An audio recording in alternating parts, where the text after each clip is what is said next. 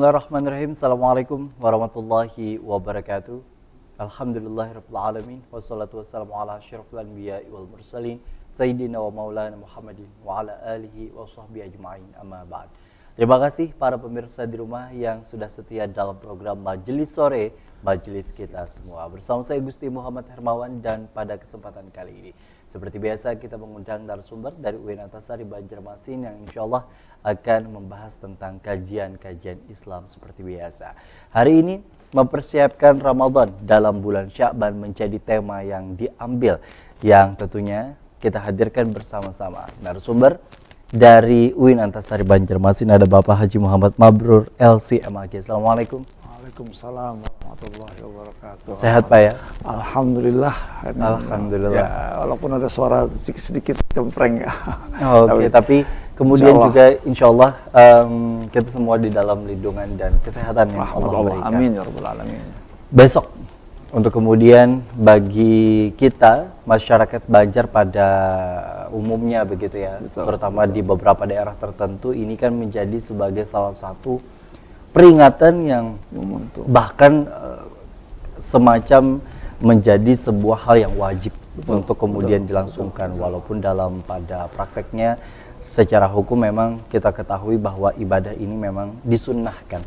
Namun bagi sebagian kita menganggap saking begitu mulianya, saking begitu istimewanya, kita berada di pertengahan bulan Sya'ban atau kita kenal dengan istilah nisfu Sya'ban, yang tentunya juga menjadi hal yang pasti ditunggu-tunggu oleh seluruh umat Islam untuk melakukan peribadahan yang sudah diajarkan oleh para guru kita, yang tentunya juga disampaikan oleh Rasulullah SAW. Kita mau belajar banyak mengenai hal itu, Pak. Ya. Apalagi ini kita sudah mulai mau masuk bulan Ramadan. Bulan Ramadan yang tidak terasa setahun sudah terlewat. Baru kemarin rasanya berbicara tentang Ramadan. Betul. Ini masuk lagi bulan Ramadan, Masya Allah. Betul. Nah, mungkin sebagai pembuka, ketika kita bicara mengenai tema kita pada hari ini, kami persilakan dulu kepada Pak Mabrur untuk membukanya. Baik.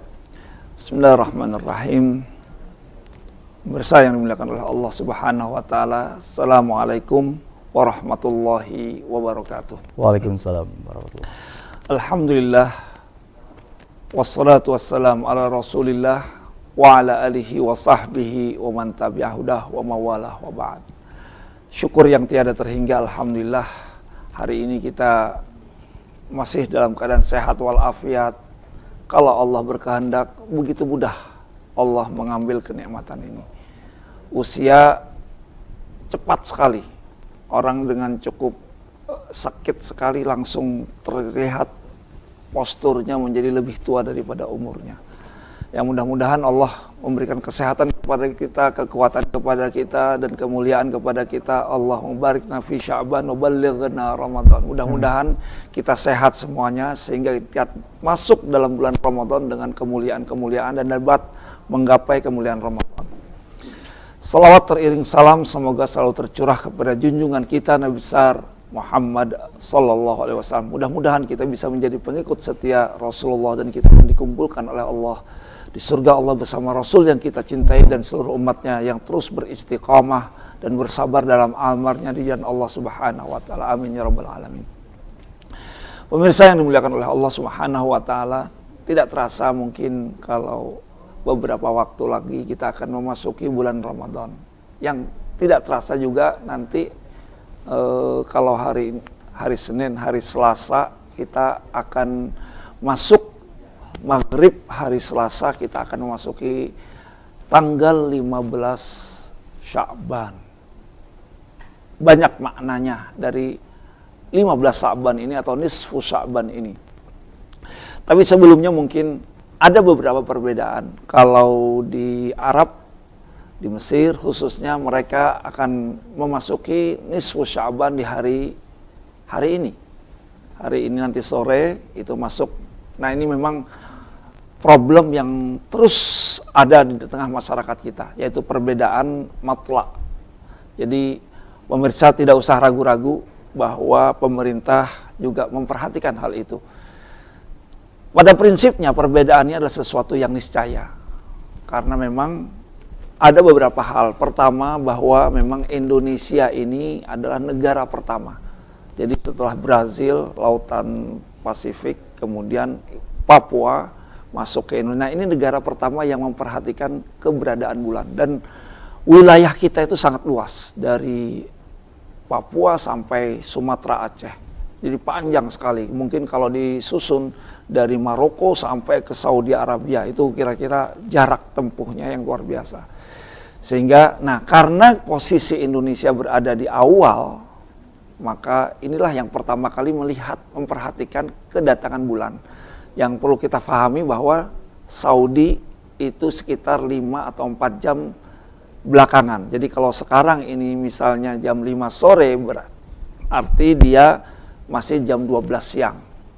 Itu artinya ketika kita maghrib dan seandainya bulan itu masih kecil, maka sangat besar kemungkinan 5 jam berikutnya bulan ketika masuk di daerah Saudi Arabia, di Mesir, itu menjadi lebih besar. Nah, ini yang kemudian terjadi perbedaan. Sehingga ketika di Indonesia belum terlihat bulan, ketika sampai di Saudi, ketika dia maghrib mendatang, maka mereka sudah melihat bulan. Nah, ini yang terjadi perbedaan seperti ini.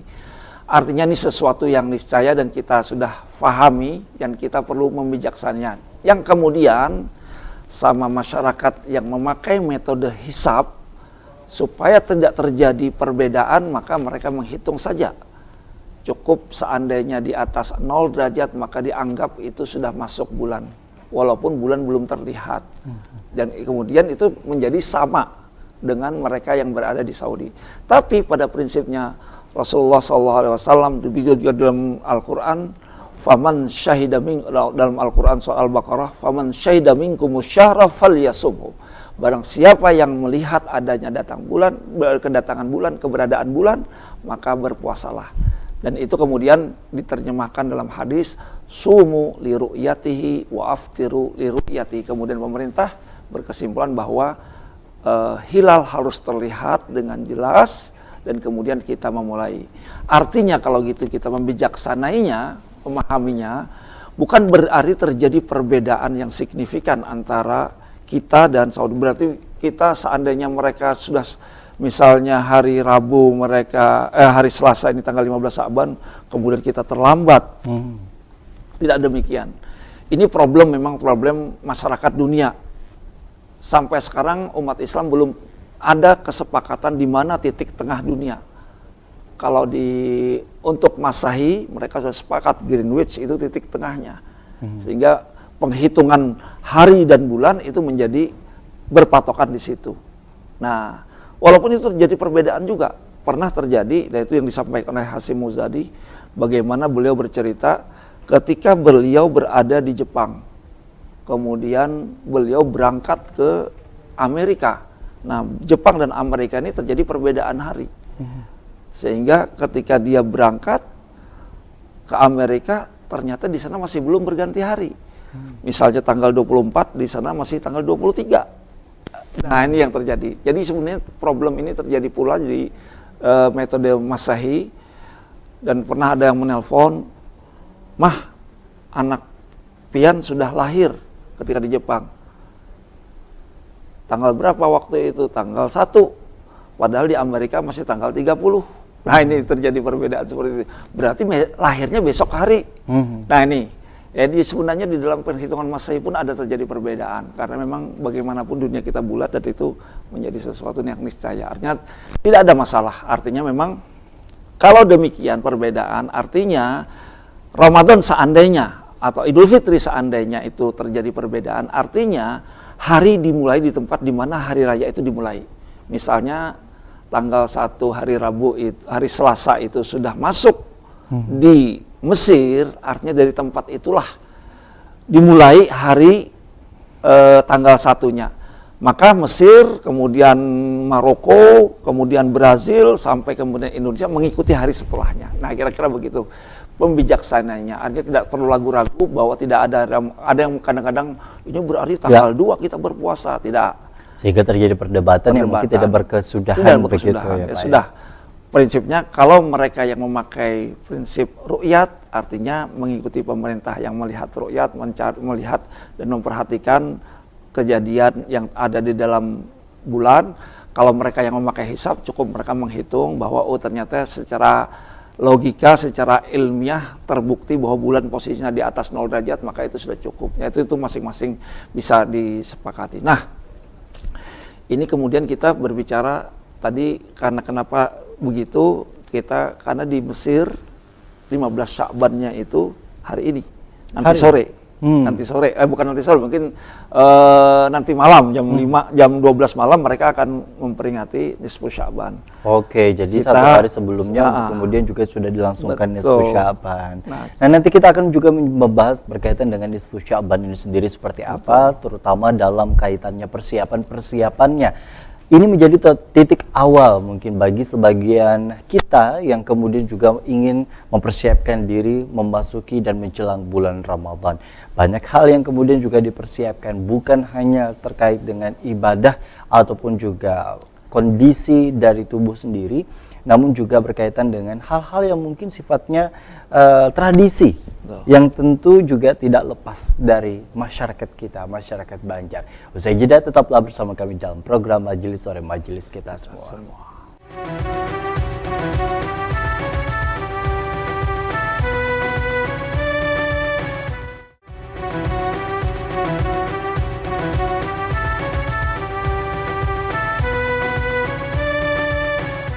Terima kasih Anda masih bersama kami dalam program Majelis Sore, Majelis Kita Semua, menghadapi insya Allah kemudian juga nisfu Sya'ban yang tentunya juga menjadi persiapan bagi kita semua dalam hal peribadahan, kemudian juga dalam melakukan berbagai persiapan. Kita nanti bahas juga berkaitan dengan apa saja yang mungkin secara keseluruhan memang setiap tahunnya kita langsungkan, namun tidak ada salahnya untuk kemudian kita menguliti apa saja yang kemudian juga menjadi hikmah, terutama di dalam sholat tasbih, begitu Pak ya. Betul. Kemudian juga membaca surah Yasin 3 kali dengan berbagai niat yang kemudian juga berbeda-beda, hingga sholat hajat, sholat witir, dan lain sebagainya. Tapi kalau kita bicara mengenai kondisi di mana persiapan bulan Sya'ban yang kita tahu begitu luar biasa. Betul. 3 bulan yang kemudian juga disebutkan Rajab, Sya'ban, dan Ramadan ini sendiri menjadi bulan yang istilahnya ditandai betul oleh umat Islam untuk kemudian meningkatkan diri, harusnya, terutama dalam peribadahan. Ya, semoga kita termasuk dan tergolong orang-orang yang mengusahakan untuk itu semua.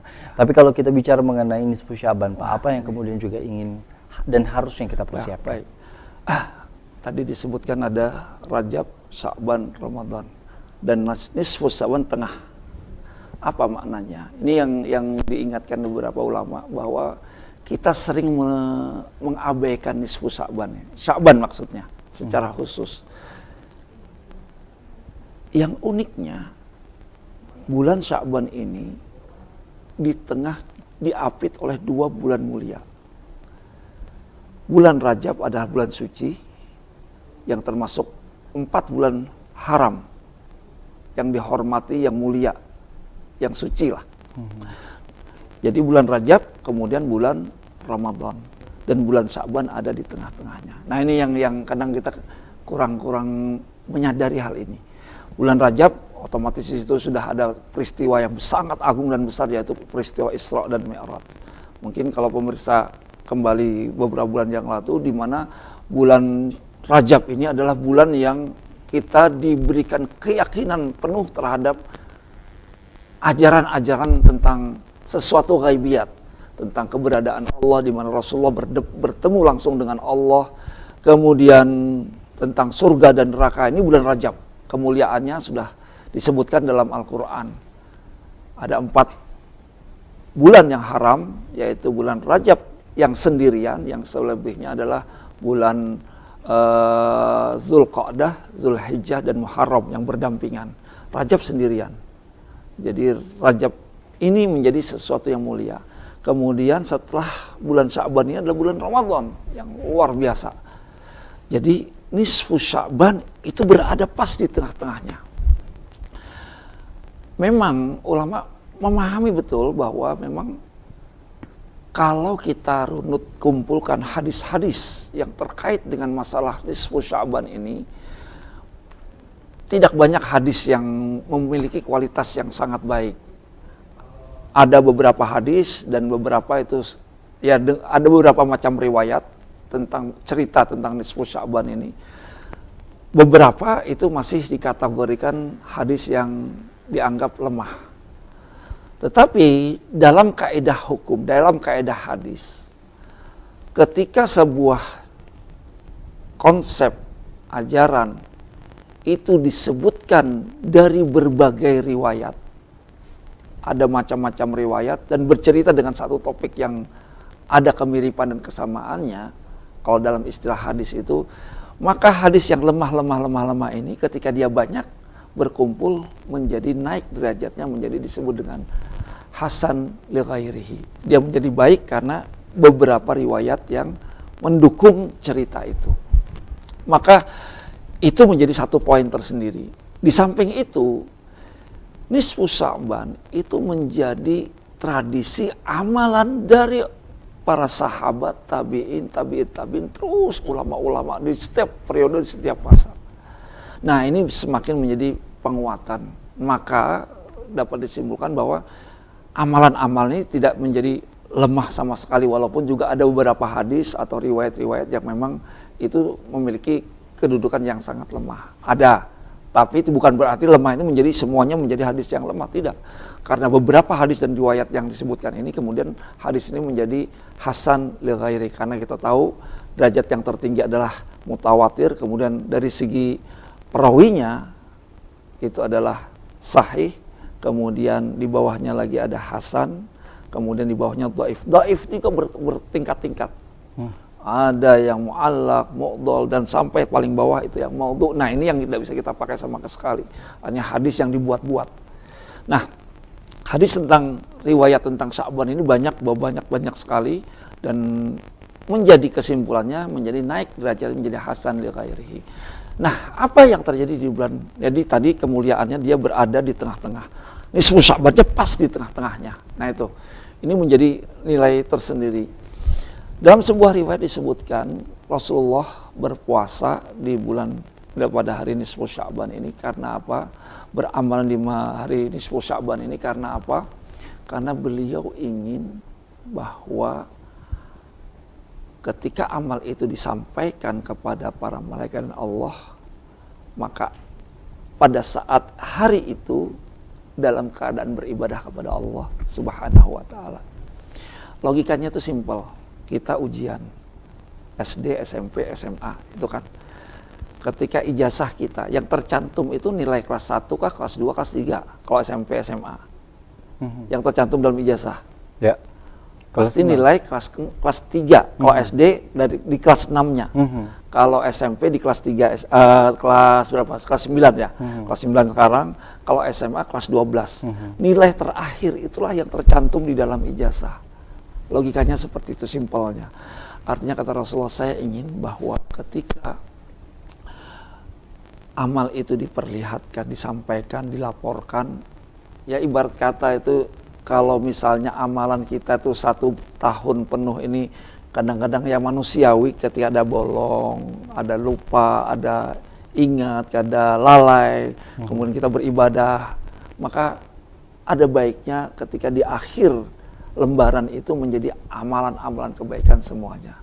Nah itulah kemudian menjadi amalan kita ketika malam nisfu Sya'ban, maghrib kita mulai, kita tadi disebutkan, kita membaca Yasin 3 kali, kemudian kita melaksanakan sholat tasbih.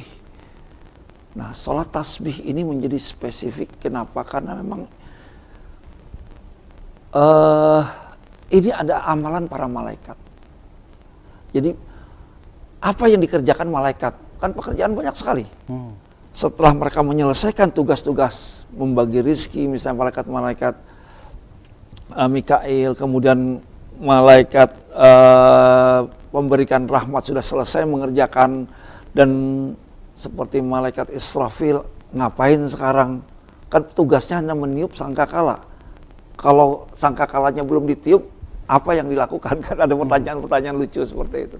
Ya, Yusabbihu lahu ma fis samawati wal ard. Dan dalam ayat yang lain banyak sekali mereka bertasbih. Artinya tasbih ini adalah amalannya para malaikat.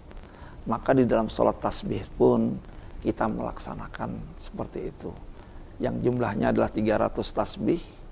Di rakaat pertama 75 tasbih. Rakaat kedua 75 tasbih. Rakaat ketiga 75 sampai 4 rakaat. Semuanya total menjadi 300 tasbih. Ya mungkin nanti perbedaannya hanya ada yang 15 sekali, selain itu dalam setiap gerakan 10. Artinya memang kalau yang tidak terbiasa beribadah agak berat ini 10. Tapi kalau orang yang terbiasa beribadah merasa kedekatan kepada Allah, nah ini menjadi sesuatu yang luar biasa. Dan di dalam amalan, nah pesan Rasulullah, pesan para sahabat, pesan para ulama, maka jangan sampai hari nisfu Sya'ban itu kita melakukan sesuatu yang bersifat duniawi. Agar apa? Catatan-catatan kita, catatan terbaik. Maka tidak hanya berhenti di dalam membaca surat Yasin dengan niatnya, kemudian sholat hajat, kemudian sholat tasbih. Tidak berhenti sampai di situ.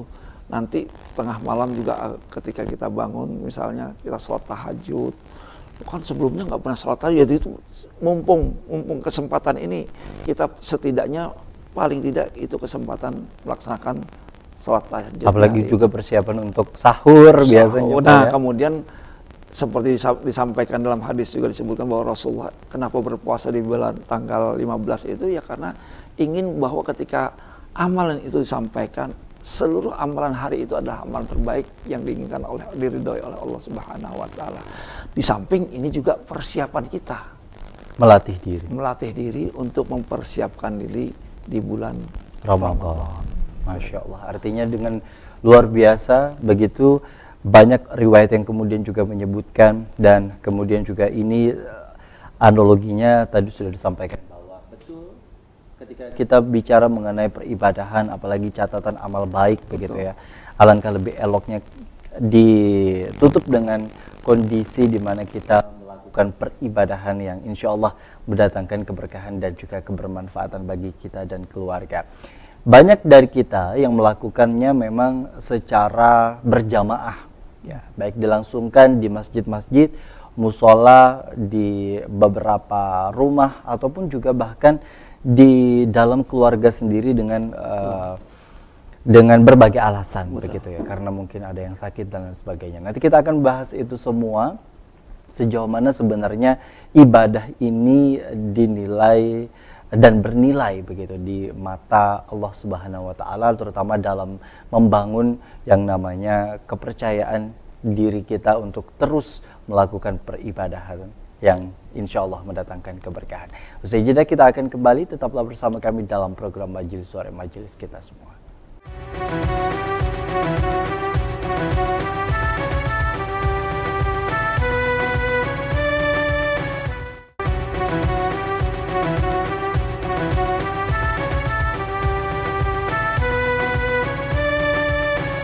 Terima kasih Anda masih bersama kami dalam program Majelis Sore Majelis Kita Semua.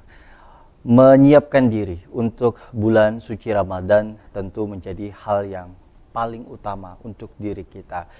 Terkadang memang selama 1 tahun kita lupa bahwa bagaimana caranya untuk berpuasa. Walaupun memang ada ajaran untuk kita puasa Senin, Kamis, dan itu memang tidak semua dari diri kita yang kemudian juga melaksanakannya. Begitupun juga dengan amalan-amalan yang bisa jadi kita lalai dalam mengerjakannya, terutama dalam peribadahan, ibadah bernilai sunnah yang kemudian juga Allah tambahkan pahalanya begitu. Di waktu-waktu yang mulia, kemudian juga dalam pengerjaan yang insya Allah sesuai dengan tuntunan-tuntunan para aulia yang sudah mengajarkan dari kita masing-masing begitu Pak.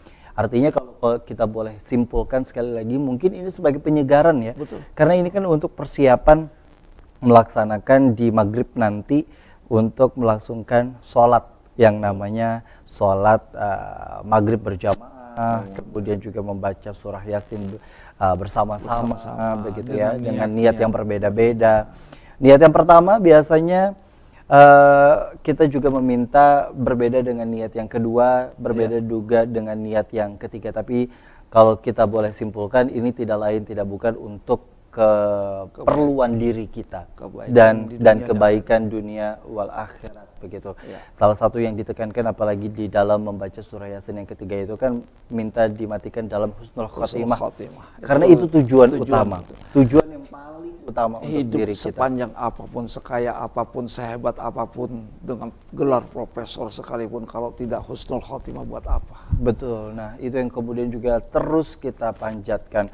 Apalagi panjang umur pun juga menjadi hal yang sering kali kita doakan untuk beribadah. Panjang umur untuk beribadah. Betul. Ada yang panjang umur untuk kemaksiatan. Betul, naudzubillah min dzalik. Nah, dengan kondisi seperti ini kita lakukan penyegaran sekali lagi, Pak, bahwa sholat maghrib berjamaah ini bisa dilangsungkan di musola, kemudian juga di masjid, Pak ya. Karena kalau ini tidak kan bisa di sendirian pun nggak ada masalah. Sendirian pun sebenarnya tidak masalah. Cuma walaupun ketika kita lakukan berjamaah itu menjadi pahalanya menjadi dikalikan 27 kali lipat. Dikalikan 27 kali itu lipat. Enggak. Betul. Apalagi mungkin ya bagi anak laki-laki yang mungkin orang tuanya lagi sakit dan ingin sekali dipimpin begitu ya. Nah, mungkin di rumah bisa menjadi alternatif untuk bisa dilangsungkannya secara berjamaah bersama keluarga di rumah. Samping tadi mengikatkan bonding ya, ikatan betul supaya lebih akrab. Betul. Jadi sholat maghrib berjamaah kemudian melangsungkan membaca surah Yasin sebanyak 3 kali dengan niat yang kemudian juga berbeda-beda itu tadi. Lalu kemudian juga kita biasanya menunggu sholat Isya begitu Pak ya. Nah, ini yang menjadi pertanyaan sering kali Pak. Apakah memang boleh dilangsungkan sholat tasbih kemudian juga sholat hajat itu sendiri sebelum sholat Isya atau harus setelah sholat Isya begitu Pak? Ya, kalau masalah waktu, karena prinsipnya bahwa itu sholat yang tidak terikat dengan waktu. Artinya sholat hajat, sholat tasbih itu tidak terikat dengan waktu. Beda dengan sholat qobliyah dan ba'diyah. Ba'diyah subuh ya hanya qobliyah subuh hanya sebelum subuh. Kemudian ba'diyah zuhur ya setelah zuhur, atau sholat duha di waktu duha. Sholat waktunya khas terbatas dengan waktu. Tetapi untuk sholat hajat dan sholat tasbih ya ini tergantung bagaimana pelaksanaan sebelumnya. Misalnya ketika sudah selesai lebih awal membaca surah Yasin itu tadi. Kenapa kemudian azan dilantunkan ya mau tidak mau harus sholat dulu. Tapi kalau misalnya memang masih ada jeda dan masih sambil menunggu daripada melakukan aktivitas yang mungkin di luar dari peribadahan gitu kan, nonton TV misalnya. Atau mungkin setelah semuanya selesai karena ada waktu daripada kosong nanti bisa bubar lagi, bisa mungkin bisa buang air, bisa batal lagi, panjang lagi ceritanya. Oke, jadi sebenarnya tidak mengikat waktunya. Begitu Pak ya.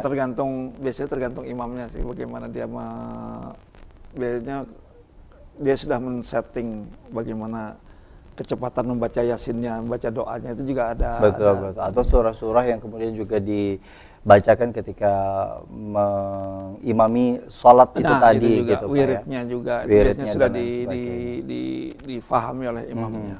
Jadi memang sholat tasbihnya itu 4 rakaat dengan 2 kali salam. 2 kali salam karena dilakukan pada malam hari. Dilakukan dengan 2 malam. Jadi sholat tasbih ini dalam sebuah riwayat disebutkan bahwa lakukan kalau bisa setiap hari, kalau tidak bisa setiap minggu, kalau tidak bisa setiap bulan, kalau tidak bisa setiap tahun. Dan waktunya kapanpun. Kapanpun. Dan kalau tidak bisa, nah seumur hidup sekali barang. Ya kalau kata orang itu begitu, seumur hidup sekali. Artinya betapa pentingnya kita melaksanakan sholat tasbih. Ya artinya kalau kan seumur hidup sekali tahun kemarin, nah kenapa tahun ini nggak kita lakukan? Karena sangat-sangat mulia, karena itu tasbih itu kan kita mengucapkan kepada Allah subhanallah walhamdulillah wala ilaha illallah wallahu akbar. Subhanallah itu kan artinya maha suci Allah. Ini luar biasa maknanya. Allah itu terlepas ketika kita mengucapkan, disebutkan dalam Al-Quran subhanahu sabbahalillah, itu artinya bahwa Allah terlepas dari segala kekurangan apapun seperti yang dimiliki oleh manusia atau makhluknya. Kekurangan apapun. Kalau kita bisa lapar, Allah tidak mungkin lapar. Kalau kita bisa ngantuk, Allah tidak mungkin mengantuk.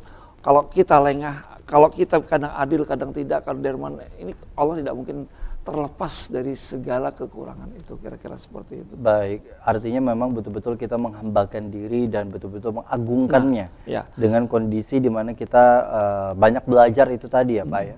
Nah, rangkaian ini semuanya dari amalan kemarin bulan Rajab, ya, di bulan Rajab, kemudian bulan Sya'ban, kemudian Ramadan, semuanya ini adalah tujuan utamanya adalah agar at-ta'alluq billah.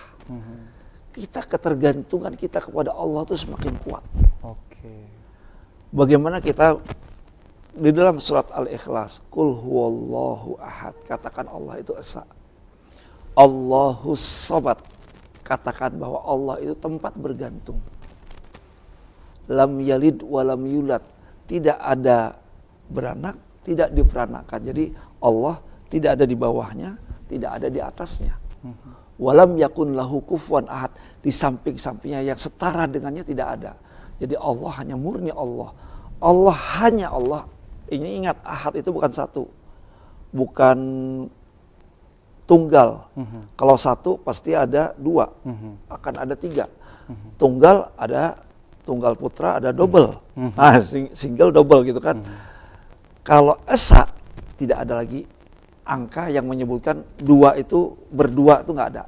Esa hanya satu-satunya, kira-kira begitu. As-samad tempat kita bergantung. Nah, seluruh bulan ini bagaimana kita menggantungkan diri kita, menggantungkan harapan kita, menggantungkan tujuan kita, menggantungkan segala apa yang terkait dengan kehidupan kita kepada Allah Subhanahu wa taala. Itu intinya. Itu intinya. Yang kemudian juga bisa jadi itu dibacakan ketika melangsungkan sholat hajat pada sujud terakhir begitu Ya, Pak ya. betul. Yang insya Allah juga atas kebaikan di dunia wal akhirat itu yang menjadi tujuan utama. Nah, ini rangkaian Rajab, Sya'ban, Ramadan, nanti kemudian ditutup dengan Idul Adha. Itu rangkaian peribadatan yang bagaimana kita menjadikan hidup kita murni karena Allah Subhanahu wa taala. Nah, terkait dengan Ramadan, ini karena kita akan mempersiapkan Ramadan. Yang harus kita pahami sekarang, sebelum kita masuk Ramadan, kita harus tahu apa sih yang kita cari di bulan Ramadan itu. Apa yang kita cari, targetnya. Jadi ini berulang, mungkin ini pengulangan, tetapi untuk penegasan saja. Di dalam cerita Ramadan itu disebutkan dalam surat Al-Baqarah dari ayat 183 sampai 187. 3, 4, 5, 6, 7, 5 ayat. Nah, seluruh ayatnya bercerita Ramadan kecuali satu ayat 186. Apa ayatnya itu berbunyi?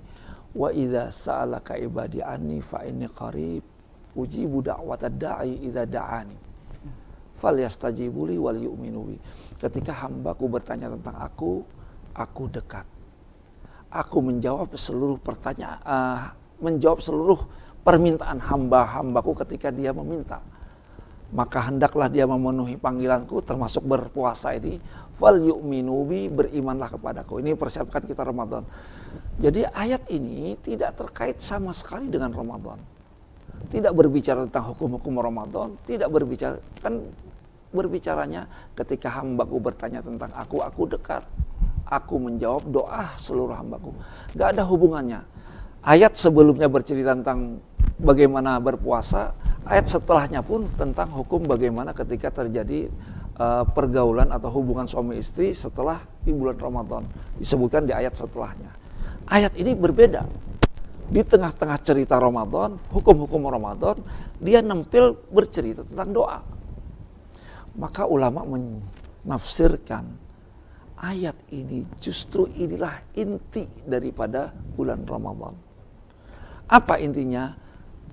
Ketika hambaku bertanya kepadaku, aku dekat. Biasanya di ayat-ayat yang lain Allah berfirman, wa idza yas'alunaka, mereka bertanya. Maka Allah berfirman, qul, katakan wahai Muhammad. Kalau mereka bertanya, katakan wahai Muhammad. Selalu begitu. Ketika mereka bertanya, katakan wahai Muhammad, selalu begitu. Tapi untuk cerita Ramadan berbeda sama sekali. Ketika hambaku bertanya tentang aku, Allah langsung mengambil hak jawab itu. Tidak memerintahkan kepada Muhammad, wahai Muhammad katakan aku dekat, enggak. Langsung Allah menjawab, aku dekat. Artinya bulan Ramadan adalah bulan kita bermesraan kepada Allah. Bulan kita mendekatkan diri kepada Allah Subhanahu wa Ta'ala. Ada sesuatu yang spesifik lagi. Kenapa begitu mulianya Ramadan? Jadi kebetulan beberapa waktu lalu saya sempat beribadah di bulan umroh. Jadi waktu saya muda dulu, waktu kuliah tahun 92, itu melihat bagaimana terjadi perubahan. Waktu itu muda. Jadi kalau namanya mencium hajar aswad itu kira-kira kapanpun bisa. Karena kita tahu triknya, ada strateginya juga bagaimana agar bisa sampai dan mencium hajar aswad. Hajar aswad ini kan kata Umar, wahai hajar aswad engkau tuh batu hitam. La tanfa' wa la tadur. Tidak ada manfaatnya, memberikan manfaat kepada aku, tidak memberikan mudarat.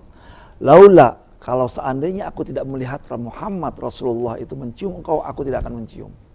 Tapi apa hikmahnya? Karena itu adalah bagian daripada batu surga yang ditempatkan di dunia. Untuk membuktikan bahwa surga itu ada loh, batunya sudah ada.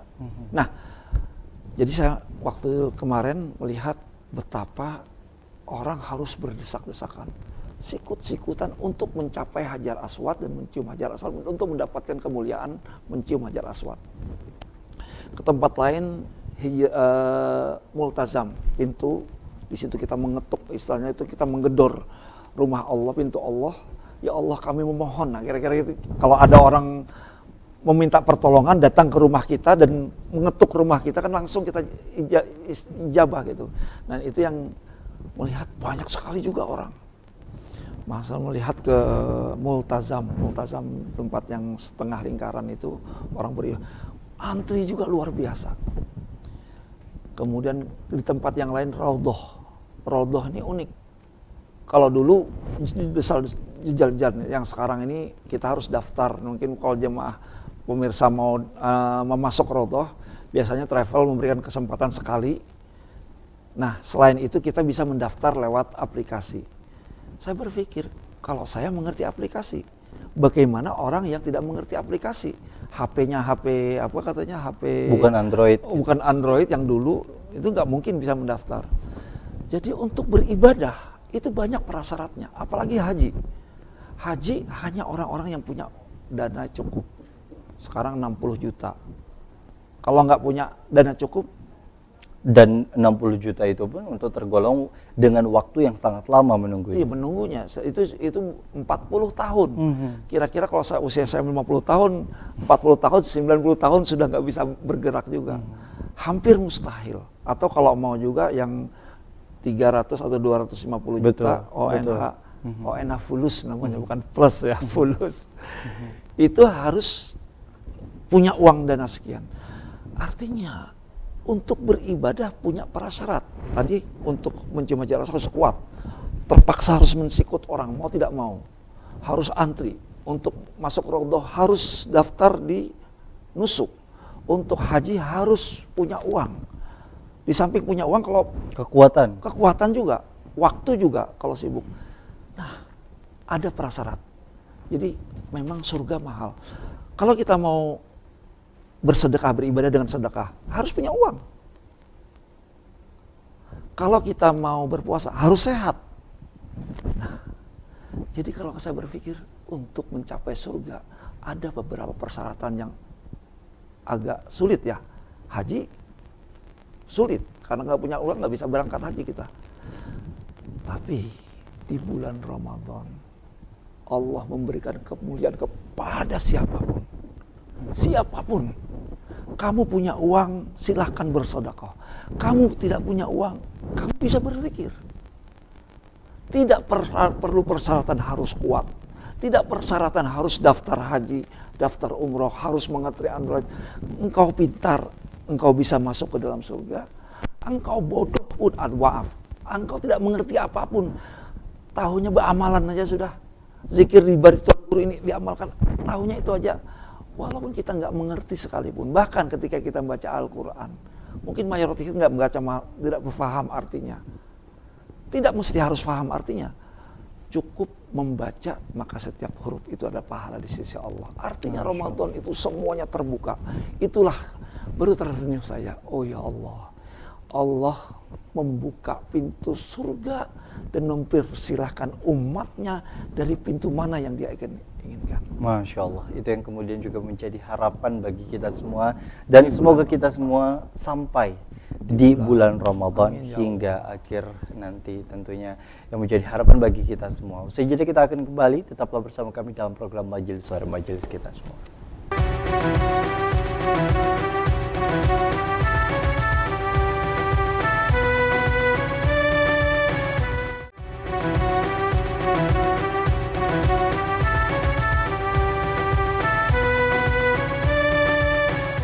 Terima kasih Anda masih bersama kami dalam program Majelis Sore Majelis kita semua. Mempersiapkan bulan Ramadan di bulan Sya'ban. Terutama pada kesempatan kali ini kita sudah berada di tengah-tengah di bulan Sya'ban yang insya Allah mendatangkan keberkahan bagi kita semua di dunia maupun juga di akhirat kelak. Berkaitan dengan persiapan bulan Ramadan, begitu banyak hal yang kemudian juga diinginkan. Hajat-hajat terutama untuk bisa istilahnya menjadi bagian yang dipanggil oleh Allah untuk datang ke Baitullah, begitu Allah, itu yang kemudian juga diharapkan oleh seluruh umat Islam rasanya. Tapi kalau kita bicara mengenai peribadahan yang kemudian juga dilakukan sedemikian rupa ikhlas di bulan Ramadan, bahkan mendatangkan pahala layaknya orang berpahala umroh begitu. Nah, dengan kondisi seperti itu, apa yang kemudian juga harusnya kita persiapkan di 15 hari ke depan sebelum kita memasuki bulan Ramadan ini sendiri? Baik, jadi jangan sampai kemudian ketika Ramadan datang kita gagap apa yang harus kita lakukan. Waktu terus berjalan. Maka sebelum masuk bulan Ramadan, yang harus kita perhatikan adalah apa yang harus kita persiapkan, sehingga ketika kita masuk Ramadan kita sudah siap. Nah, itulah kemudian kenapa ada nisfu Sya'ban ini. Nisfu Sya'ban kita mempersiapkan, melatih diri. Kalau bisa berpuasa, kalau nggak bisa ya sudah nggak masalah.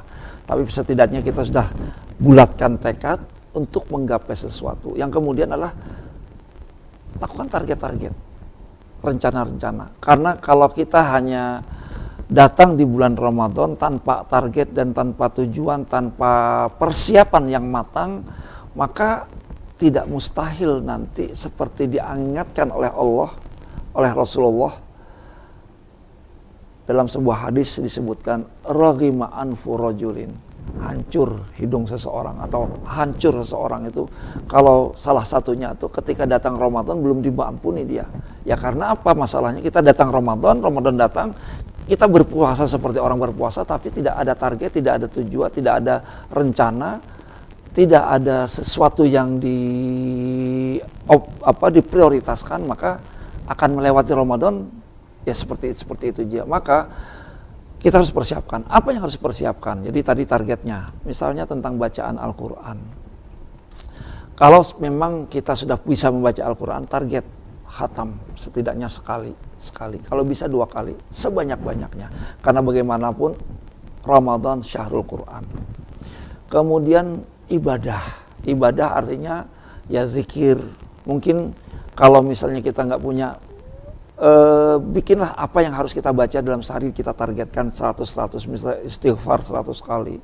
Rasulullah sholawat. Jadi ada yang menjadi paket itu istighfar, sholawat dan tahlil. 3 itu istighfar, salawat dan tahlil. La ilaha illallah, mau la ilaha illallah wahdahu la syarikalah bagus. La ilaha illallah pun itu cukup. Allahumma sholli ala sayyidina Muhammad. Allahumma sholli ala Muhammad juga. Kalau mau lebih lengkap, Allahumma sholli ala sayyidina Muhammad wa ala alihi washabbihi wasallam, itu bagus lagi. Kemudian istighfar, astaghfirullahalazim. Itu kita mulai tulis atau kita masukkan dalam, kita targetkan. Karena apa? Kalau tanpa target nggak bakal semuanya itu akan tercapai. Kita fokus, nanti habis subuh atau habis tarawih kita membaca Al-Quran. Kita siapkan Al-Quran terbaik. Nah, membeli pakaian. Nah, persiapkan sejadah yang terbaik. Ini bukan promosi untuk yang mereka jualan sejadah ya. Tapi setidaknya ketika kita beribadah itu ada ketenangan, kenyamanan. Beri parfum yang kita senang apa. Sehingga kita bersemangat. Supaya mencium hablumnya itu ingat ini dalam rangka apa semuanya ini? Dalam rangka kita mendekatkan diri kepada Allah. Di dalam ayat tadi kita sebutkan, fa inni qarib, Allah itu sudah dekat kok dengan kita. Cuma masalahnya apa? Kita sudah dekat dengan Allah. Maksudnya apa? Sudahkah kita mendekatkan diri atau melakukan pendekatan-pendekatan kepada Allah Subhanahu wa taala? Karena dialah yang menentukan nasib kita. Nah, itulah kenapa Ramadan itu dihadirkan oleh Allah. Di samping untuk memberikan kemuliaan, memberikan tempat surga bagi kaum muslimin siapapun. Nah, tadi yang ulun sampaikan bahwa jadi untuk menggapai surga Allah tidak perlu prasyarat. Mau bekerja harus ada ijazah. Nanti setelah punya ijazah selesai kuliah harus daftar ujian. Nanti ujian menjadi PNS di antara 1.000 orang dicari cuma 5 terakhir. 5 itu juga nanti berguguran menjadi 2. Seleksinya sangat susah. Untungnya surga tidak memiliki prasyarat harus punya ijazah, tidak prasyarat harus pintar, tidak prasyarat harus kuat. Semuanya itu bisa diabaikan. Masalahnya apa? Mau atau tidak mau. Maka kata Rasulullah SAW, kullu ummati yadkhulunal jannah. Setiap umatku, kata Rasulullah, akan masuk ke dalam surga. Illa man aba, kecuali dia yang nggak mau. Sahabat bertanya, Rasulullah, apa mungkin ada orang yang nggak mau masuk surga? Kata Rasulullah, ada. Kata Rasulullah, siapa mereka? Kata sahabat, faman ata'ani, barang siapa mengikuti aku, mentaati aku, dakhalal jannah. Faman asani, nggak mau, faqad aba, dia enggan dan dia masuk ke dalam neraka. Jadi surga itu terbuka. Mau beramalan, mau kita tidak punya baju bersih, maksudnya tidak punya baju yang bagus, baju yang tidak najis pun kotor, maksudnya yang penting layak. Walaupun baju sudah 3 tahun, 5 tahun, tapi itu layak dipakai. Itu juga bisa dipakai untuk beribadah. Sejadah bisa juga dipakai untuk beribadah. Semuanya artinya Allah memberikan kesempatan bagi kita untuk mudah-mudahan kita semuanya diberikan kemuliaan oleh Allah. Untuk menggapai kemuliaan-kemuliaan Ramadan, untuk mendekatkan diri kita kepada Allah, untuk bermesraan kepada Allah, dan untuk menggapai surga Allah. Dan juga doa-doa terbaik perlu kita disiapkan. Karena di bulan Ramadan doa kita akan diijabah. Yang belum menikah berdoa mudah-mudahan bisa mendapatkan pasangan yang terbaik di dunia dan akhirat.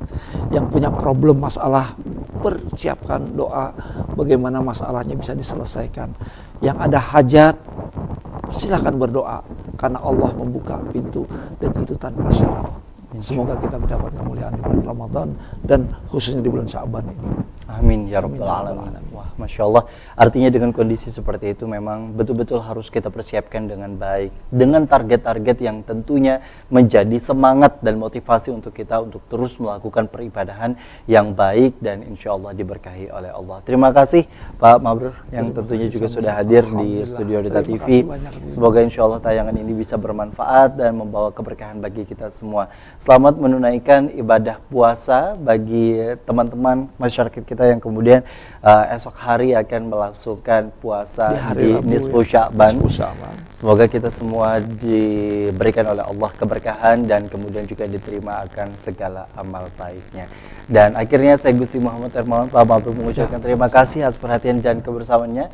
Wabillahi taufiq wal hidayah. Wassalamualaikum warahmatullahi wabarakatuh. Waalaikumsalam warahmatullahi wabarakatuh.